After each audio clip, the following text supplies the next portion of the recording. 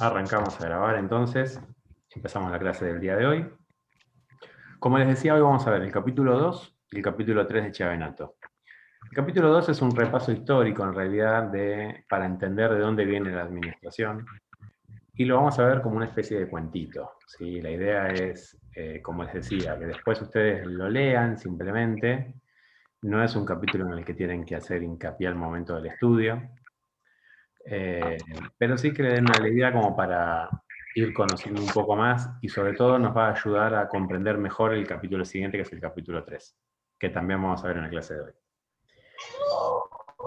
Lo primero que podemos decir es que en la administración se administra desde que el hombre es hombre, ¿sí? La administración como disciplina no empezó hace mucho tiempo, pero sin embargo la administración de los seres humanos sí empezó hace mucho tiempo. Desde los primeros humanos que tenían que lograr cazar su alimento, ya había rasgos de administración. Había una planificación, se determinaba en qué horario era mejor cazar, había una organización, quiénes eran los que iban a cazar y quiénes eran los que se quedaban en el lugar. Es decir, la civilización, al ir avanzando, siempre ha ido administrándose. Sin embargo, la administración como disciplina de estudio comenzó muchísimos años después. Nosotros en esta materia vamos a ver las distintas escuelas administrativas y vamos a arrancar en el año 1900, porque es cuando realmente se empieza a escribir sobre administración. No significa que antes no se administrara y no significa que antes no se hablara de administración, pero cuando se empieza a armar un cuerpo académico sobre administración es a partir del año 1900, del principio del siglo XX. Por lo tanto, es una disciplina bastante nueva, si lo comparamos con otras disciplinas.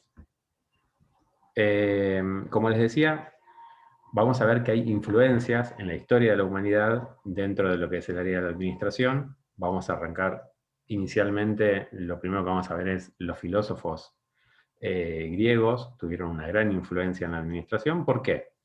Porque la filosofía se utilizaba como una herramienta para ayudar a la gobernabilidad. Es decir, que generaba una influencia importante dentro de la administración pública. No administración de empresas, pero sí se veían normas de administración pública, cómo hacer un presupuesto, cómo llevarlo a cabo, cuáles eran las mejores maneras de organizar el Estado. Vamos a tener a Platón hablando de república y haciendo la primera división de poderes que nosotros conocemos hoy en día. Es decir, que se ha ido tomando muchas de esas pautas que tomaron los filósofos griegos para después aplicarse en la administración. Por otro lado, vamos a ver dos influencias muy directas, y sobre todo en las primeras escuelas administrativas, que tienen que ver con dos instituciones que han perdurado en el tiempo, dos instituciones que tienen características muy similares, que son el ejército por un lado y la Iglesia Católica por otro lado.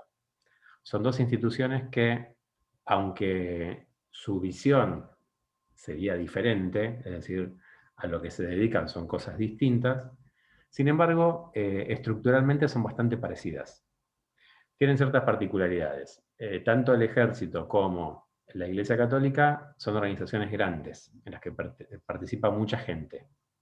Y ustedes van a poder observar que tienen muchas cosas en común, por ejemplo, la cantidad de líneas jerárquicas que tienen las organizaciones.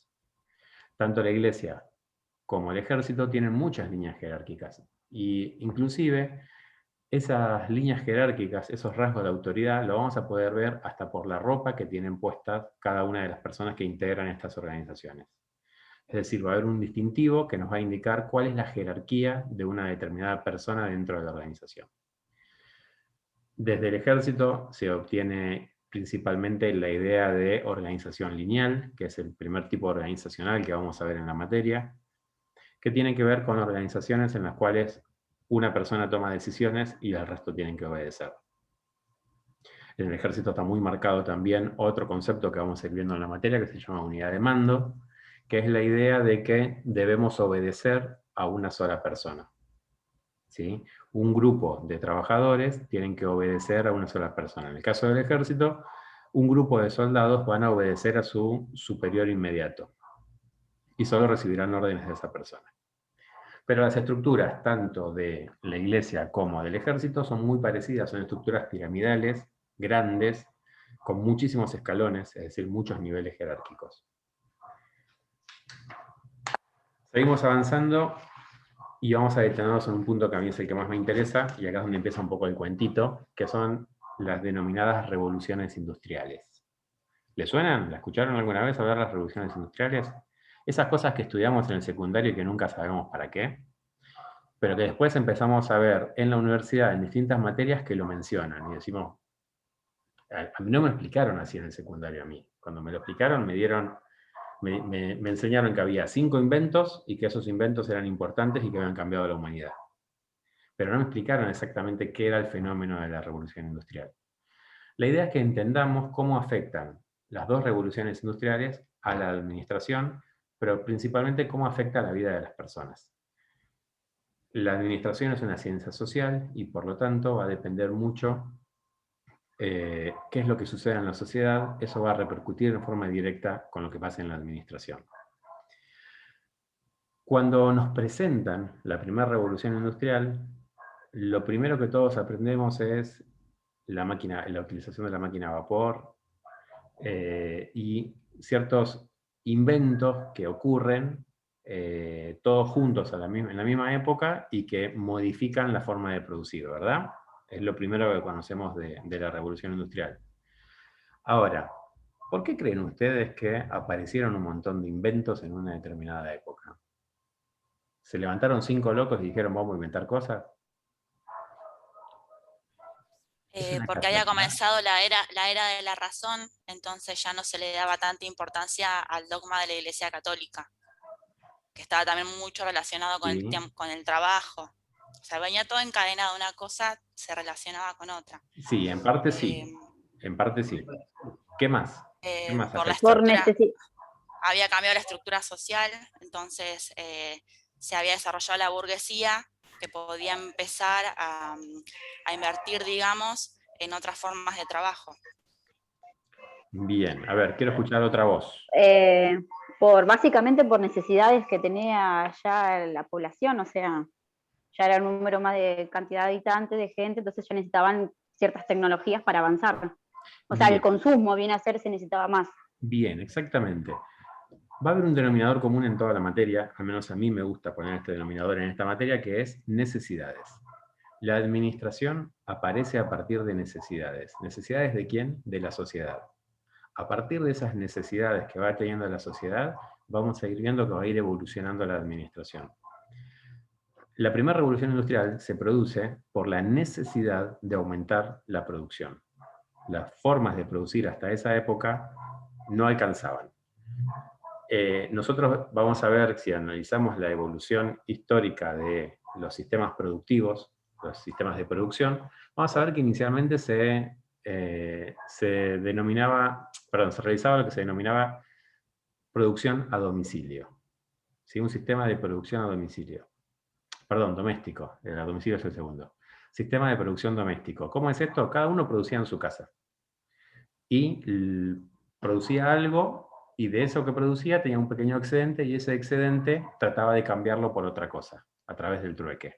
¿Sí? Entonces yo criaba ovejas, bueno, me comía 2 ovejas, pero criaba 3. La tercera oveja la cambiaba por otra cosa que yo no tenía. De esa manera, en forma doméstica, cada una de las familias se encargaba de producir algo y después de intercambiarlo. Este sistema productivo después va avanzando y se pasa al sistema a domicilio. El sistema a domicilio es un sistema interesante porque incluye la aparición de un factor que hasta ese momento no estaba. ¿Cómo funcionaba el sistema a domicilio? Era de la siguiente manera. Seguían las producciones familiares, es decir, los talleres estaban en cada una de las casas, pero aparecía una figura que era el capitalista, que era una persona que le llevaba materiales, materia prima, a cada uno de estos talleres familiares para que producieran algo. Entonces le llevaba, por ejemplo, madera para producir sillas. Lo llevaba a 5 casas diferentes y en cada una de esas 5 casas producían sillas.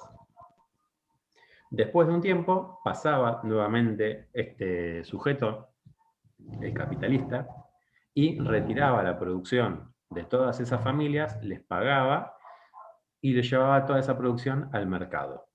A partir de ahí, como recién decía la compañera, es que surge con mucha fuerza la burguesía. ¿Por qué? Porque en el mercado era donde se intercambiaban estos productos y aquel que era el capitalista era el que llevaba, en definitiva, los productos al mercado para la venta. Este sistema funcionó bastante bien, funcionó principalmente durante la Edad Media, pero generó varias cuestiones. En la primera revolución industrial empiezan a aparecer un montón de inventos que lo que hacen es aumentar los niveles de producción. ¿Por qué? Porque había necesidad de producir más. Porque con la forma en la que se estaba produciendo no alcanzaba para la necesidad que tenía la sociedad de productos. Esta primera revolución industrial lo que genera es, primero, una migración muy importante desde el campo, que era el lugar donde estaba el trabajo hasta ese momento, hacia las ciudades. Esos procesos migratorios lo que hacen es que la gente que vivía y trabajaba en el campo se empiece a acercar a las grandes ciudades, porque ahí es donde empieza a estar el trabajo. ¿Por qué? Porque este señor, el capitalista, en lugar de pasar por cada una de las casas, determina que una mejor manera de realizar el trabajo es que los trabajadores vayan a un mismo lugar y no que él tenga que ir hacia los trabajadores. Y ahí es donde empiezan a aparecer las fábricas. Se empiezan a crear las fábricas.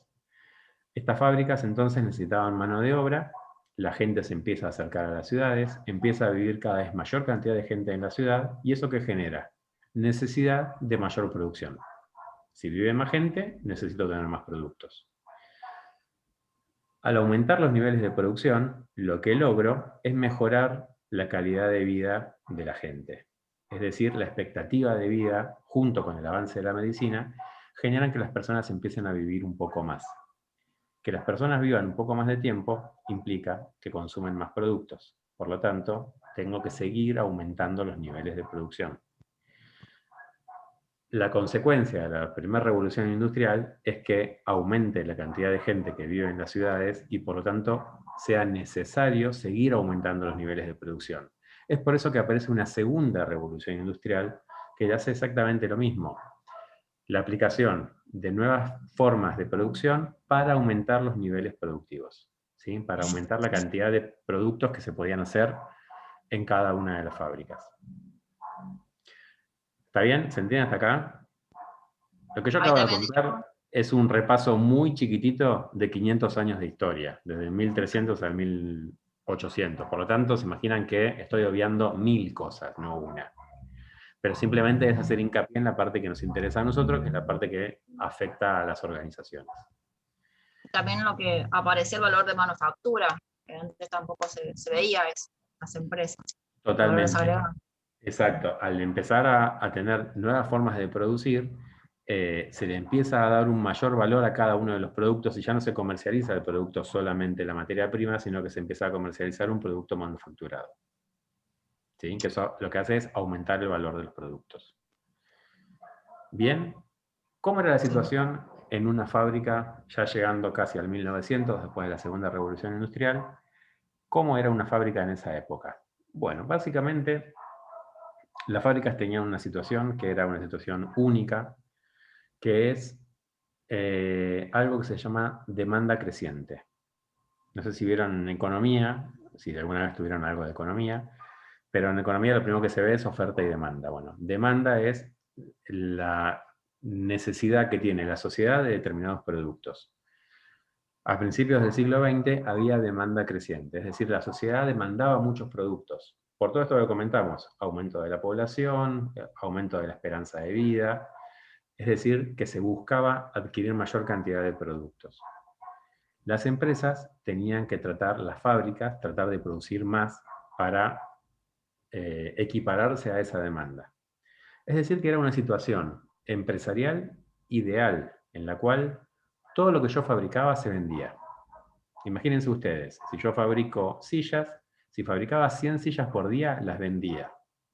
Pero si fabricaba 300 sillas por día, las vendía también, porque había mucha demanda de los productos. Por lo tanto, en esa época, la venta no era un problema. Todo lo que nosotros hoy vemos como marketing no existía. No tenía necesidad de existir, porque yo no tenía que ver cómo le ofrecía o cómo atraía al cliente. El cliente estaba en la puerta golpeándome, pidiéndome productos. Y yo lo que tenía que lograr era producir más, aumentar la productividad de mi organización. Situación, se imaginan ustedes, ideal para cualquier empresa. ¿Sí? Tengo a los clientes golpeándome la puerta porque quieren más productos. A pesar de esa situación ideal, única, que ya hoy no existe, las empresas todos los días quebraban. Cientos de fábricas quebraban todos los días. Y uno dice, ¿cómo puede ser? Si están en una situación ideal en la que vendo todo, ¿por qué les iba mal? Les iba mal porque las fábricas habían crecido muy rápido. Las dos revoluciones industriales generaron un salto muy grande de productividad y llevaron a que las fábricas crecieran rápidamente. ¿Cómo era una fábrica en esta época? Imagínense ustedes cuando... Yo siempre lo comparo con un maxiquiosco. ¿Sí? Cuando ustedes en el barrio abren un maxiquiosco y van en la primera semana, lo primero que van a observar en ese maxiquiosco son dos cosas: espacio y orden. ¿Sí? Aparte de un potus que le regaló una tía por la inauguración del maxiquiosco, pero van a ver que está todo ordenadito, que los caramelos están ordenados por colores, que están las cosas separadas como para que uno las pueda ver. ¿Sí? Esto cuando uno arranca en un maxiquiosco, cuando está empezando en la primera semana. Empieza a pasar el tiempo, empieza a trabajar ese maxiquiosco, y uno empieza a ver que a partir de las necesidades de los clientes, los dueños empiezan a agregar cosas. ¿Sí? Por ejemplo, vienen todos los días a preguntarme si cargo la sube. Hasta que en un momento, ¿qué hago? Ahora sube. Empiezo a poner para cargar la sube, claramente. Entonces ya le sumo un servicio más. Todos los días viene gente preguntándome dónde hay un Rapipago. Todos los días. Bueno, en algún momento digo, listo, me cansé de que me pregunten dónde hay un Rapipago, pongo un Rapipago. Entonces pongo una caja y pongo a una persona a atender exclusivamente y que se encargue de cobrar lo que es Rapipago. ¿Sí? Me vienen a pedir todos los días productos de almacén. Yo soy un kiosco. Pero me vienen todos los días a preguntar, ¿tenés yerba? ¿Tenés harina? ¿Tenés? Bueno, empiezo de a poquito a incorporar. Cuando uno empieza a ver un maxi kiosco, después de varios meses de que está trabajando, ese orden tan lindo que tenía, el potus ya se murió. Está seco, no le dieron pelota y se murió. Pero más allá de eso, todo ese orden tan lindo que tenía el maxi kiosco empieza como a ser un tanto caótico. En el cual empiezo a ver que hay cosas colgadas desde el techo como para poder ponerlas, cosas amontonadas una arriba de otra. ¿Por qué? Como estoy incorporando mayor cantidad de productos y el espacio es el mismo, tengo que empezar a ver cómo hago para distribuirlo. Si encima pongo un Rapipago, una parte del maxiquiosco la tengo que cerrar exclusivamente para eso. ¿Sí? Ese orden tan lindo inicial que yo tenía desaparece y se transforma en un caos. Eso es lo que pasó con las fábricas en el año 1900. Las fábricas empezaban ordenadas, pero como la demanda era tan grande, las fábricas empezaron a crecer de manera muy rápida.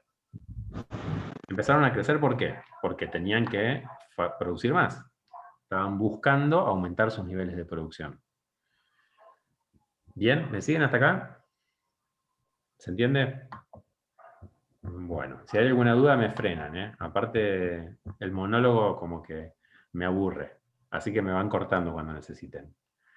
Bien, entonces, la fábrica empieza a crecer de manera muy rápida y ese crecimiento no es un crecimiento prolijo, sino que empieza a ser un crecimiento bastante desprolijo. Necesito 10 personas más para... Imagínense que yo tengo una fábrica que hace 3 procesos, A, B y C. Bien. Aumenta la demanda y necesito 10 personas más para el proceso A. Listo, contrato a 10 personas y la pongo en un rinconcito de la fábrica que me quedaba libre, que lo tenía medio como un depósito, y ahora pasa a ser otra parte del sector A. Después necesito 5 personas para el sector B. ¿Por qué? Y porque se me armó un cuello de botella, tengo mucho en el A y poquito en el B. Bueno, contrato 5 personas más y la empiezo a poner en otra parte. Así voy agregando, incorporando mayor cantidad de gente, en el espacio que tengo. Puedo tratar de incorporar un poco más de espacio, pero siempre como que vamos corriendo de atrás. Las fábricas se desorganizaron mucho. Una fábrica en el año 1900, para que ustedes tengan una idea, eran 10.000 personas trabajando en el mismo lugar 24 horas al día, ¿sí? Turnos rotativos. Y así todo no alcanzaban los niveles de producción. Pero, como les dije, el crecimiento era desorganizado. Entonces, yo contrataba 20 empleados, pero no había nadie que se fijara que esos 20 empleados tuvieran una buena capacitación, supieran bien qué es lo que tenían que hacer, tuvieran un supervisor acorde, tuvieran las herramientas de trabajo. Este problema que yo les estoy contando del 1900 ya había sucedido hace muchísimo tiempo, en el año 1300, en una organización llamada el Arsenal de Venecia. El Arsenal de Venecia era un arsenal que construía barcos y tenían este mismo problema, crecimiento desmedido de la organización, tan grande que se calculó, se empezó a llevar la contabilidad del Arsenal de Venecia y se calculó que había trabajadores que perdían un día de trabajo al mes en buscar sus herramientas. De los días que trabajaban, uno era buscando herramientas. Porque todos los días, imagínense, están trabajando 10.000 personas en el mismo lugar. Esto que pasaba en el Arsenal de Venecia, pasaba igual en las fábricas en el 1900. Estoy trabajando, apoyo, si soy yo encima que soy un despelote que dejo todo por todos lados, peor. Apoyo el martillo en un lugar, me doy vuelta. Cuando vuelvo, el martillo no está. Y yo necesito el martillo. Y empiezo a dar vuelta por la fábrica a buscar un martillo. Pero el problema es que hay 300 compañeros míos que también necesitan el martillo. La vorágine de crecimiento es tan grande que no hay una persona que diga, che, a ver, tenemos 1.000 empleados, ¿tenemos 1.000 martillos? ¿Están todos en condiciones? ¿Todos funcionan bien? ¿Ninguno se perdió? ¿Ninguno se rompió? Es decir, la desorganización llevaba a aumentar los costos de producción. Las fábricas en el año 1900 quebraban, a pesar de la demanda creciente, porque estaban desorganizadas. Eran un gran quilombo, para decirlo de manera lisa y llana. Si yo pierdo un día entero buscando una herramienta, significa que a una persona, de los 22 días que trabaja, le pagué uno y no me produjo nada. Solamente para que busque un martillo. Profe, Sí. perdón, ¿eso quiere decir entonces que las fábricas no le daban las herramientas de trabajo? Quiere decir que no sabían si tenían todo lo que necesitaban o no. Les daban herramientas, pero en la vorágine y en la cantidad de gente, podía ser que tuviera la cantidad necesaria y podía ser que no. Claro, o sea, solamente incorporaban gente nada más. Incorporaban gente, incorporaban herramientas, pero quizás incorporaba 20 personas y el que tenía que comprar las herramientas no sabía cuánta gente había entrado y compraba 15. Claro. ¿Sí? O al revés, compraba 50. ¿Y qué pasa cuando hay mucho de algo? Una demasiado grande. ¿Cómo? Pierde Bueno, valor. O sea, ya entra una demasía, aparte también las falencias después laborales que tenían Claro. las personas. Porque ahí Primero- el espacio era chico con la cantidad con falta de materiales y estaban todos encimados no con lo que necesitaban cada uno como empleador, como trabajador. Ujú. Pasa que si tienen 1.000 empleados que por un día no producen, son 1.000 días que no se produjo, y encima es un costo innecesario de herramientas que no son utilizadas y que no se les saca provecho. Exactamente. Si yo compro de más, primero que estoy gastando de más. Si yo compro de menos, voy a tener gente que no está trabajando. Y si compro de más, voy a tener herramientas de más. Y generalmente, no sé si les pasa a ustedes, pero lo que pasa al menos en mi ámbito laboral, cuando hay mucho de algo, no se cuida. Cuando hay mucho de algo, empieza a desaparecer. Y el costo entonces también aumenta. ¿Sí? Todo eso se traslada al costo de los productos.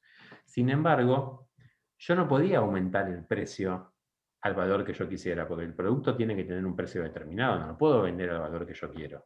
¿Sí? No puedo decir, me aumentaron los costos, así que una lamparita la vendo a 15.000 pesos, porque no me la compra nadie.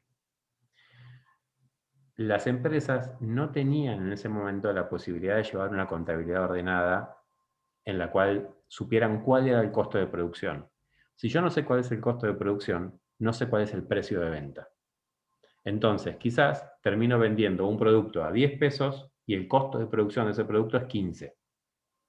Con lo cual nunca me va a ir bien. Estamos de acuerdo, ¿no? Si algo me cuesta 15, lo vendo a 10, como que está complicado el tema. Claro, porque nunca se va a ver la ganancia. Porque nunca vas a llegar a tener ganancia, exacto.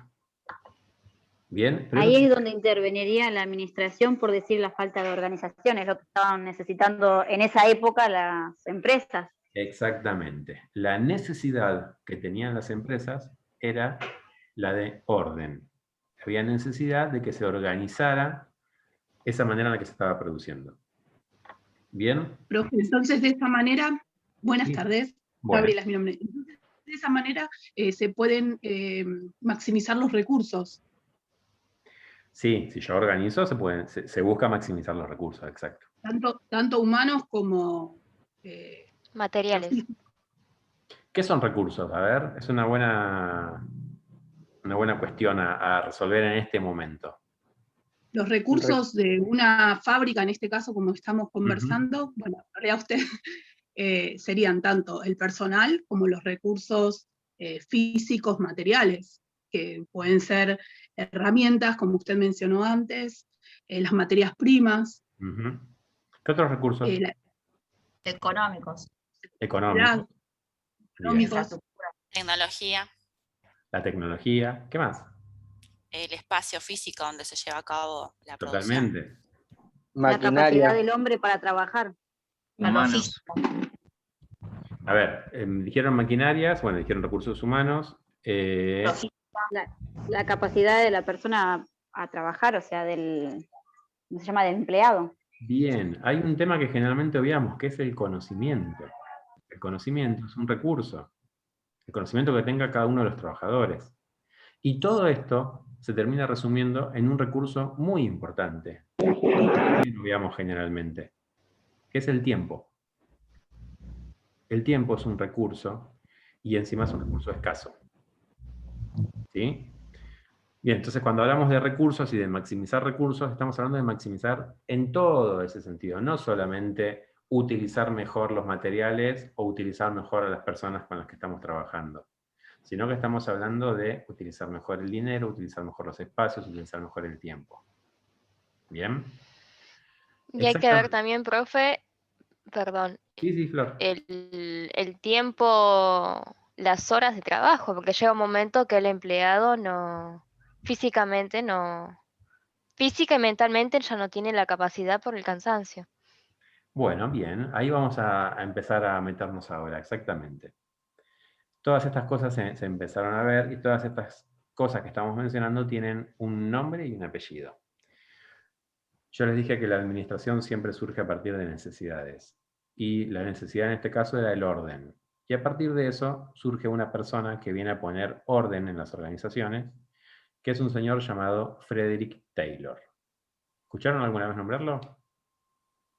No. No, bueno. Sí. Conocido también, obviamente, por el Taylorismo. Ahora vamos a estar charlando de él. ¿Por qué? Porque ya vamos cerrando el capítulo 2. Como vieron, el capítulo 2 es un cuentito, no mucho más que eso, pero que nos da la introducción para entender qué es una fábrica en el 1900 y por qué surge Taylor, y por qué hace las cosas que hace Taylor. Y hoy vamos a hablar entonces, ya entrando en el capítulo 3 de la materia, de Frederick Taylor. Está mal lo que voy a hacer ahora, pero los voy a sesgar a partir de este momento, porque quiero que sepan, cuando uno lee Chevenato y lee el capítulo 3, lo lee a Taylor y dice, mira qué bien lo que hizo este tipo, está bueno. Mi objetivo como docente en esta materia es que todos ustedes, futuros profesionales, odien a Taylor. ¿Está bien? Es lo que yo busco, o sea, yo me siento realizado como docente si ustedes odian a Taylor. Es lo que vamos a intentar. Vamos a ver las cosas buenas y vamos a ver las cosas malas también. ¿Sí? Pero, ¿por qué les quiero que odien a Taylor? Porque quiero que lo odien hoy.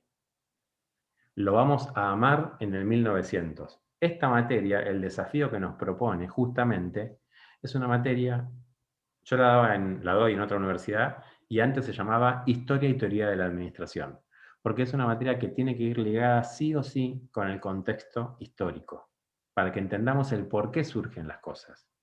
Y por qué algo que estaba bien en el año 1900, yo les digo que hoy lo tienen que odiar. Porque estaba bien en el 1900, ya pasaron 120 años. ¿Sí? Pero bueno, ahora vamos a entrar entonces a hablar un poquito del señor Taylor. ¿Quién era Taylor? Taylor era un ingeniero. Este ingeniero tenía muchísimo conocimiento de las fábricas, del área productiva. Había trabajado toda su vida en fábrica, había pasado por todos los cargos habidos y por haber.